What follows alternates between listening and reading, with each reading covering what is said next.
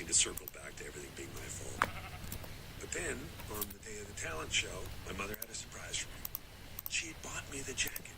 And even though she didn't know how to say it, I knew this meant that she loved me. Now that's a good story about my mother.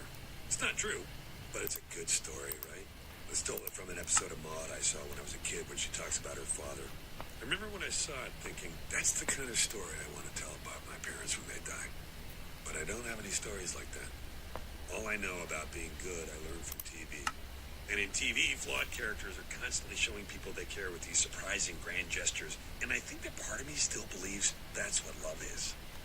But in real life, the big gesture isn't enough. You need to be consistent. You need to be dependably good. You can't just screw everything up and then take a boat out in the ocean to save your best friend or solve a mystery and fly to Kansas. You need to do it every day, which is so hard.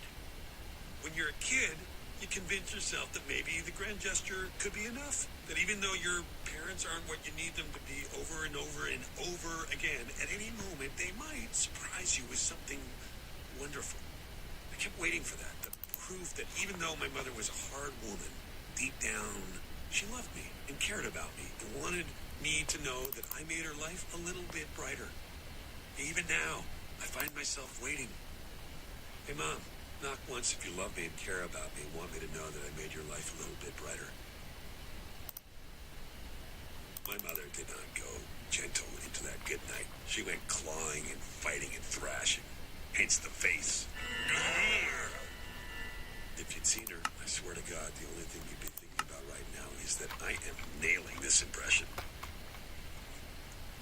I was in the hospital with her those last moments, and they were truly horrifying, full of nonsensical screams and cries. But there was this moment, this one instant of strange calm, where she looked in my direction and said, I see you.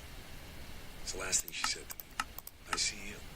Not a statement of judgment or disappointment, just acceptance and the simple recognition of another person in a room.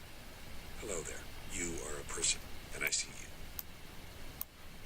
Let me tell you, it's a weird thing to feel at 54 years old, that for the first time in your life, your mother sees you. It's an odd realization that that's the thing that you've been missing, the only thing that you wanted all along, to be seen. And it doesn't feel like a relief to finally be seen. It feels mean. Like, oh, turns out you knew what I wanted and you waited until the very last moment to give it to me. I was prepared for more cruelty. I was sure that she would get in one final zinger about how I let her down and about how I was fat and stupid and too tall to be an effective Lindy Hopper, how I was needy and a burden and an embarrassment. All that I was ready for. I was not ready for, I see you. Only my mother would be lousy enough to swipe me with a moment of connection on her way out. Maybe I'm giving her too much credit. Maybe it wasn't about connection. Maybe it was an I see you, like, I see you. Like, you might have the rest of the world fooled, but I know exactly who you are. That's more my mom.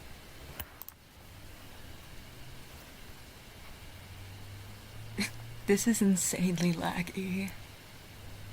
I'm gonna have to figure out how to fix that. But yeah, I just wanted to test this out.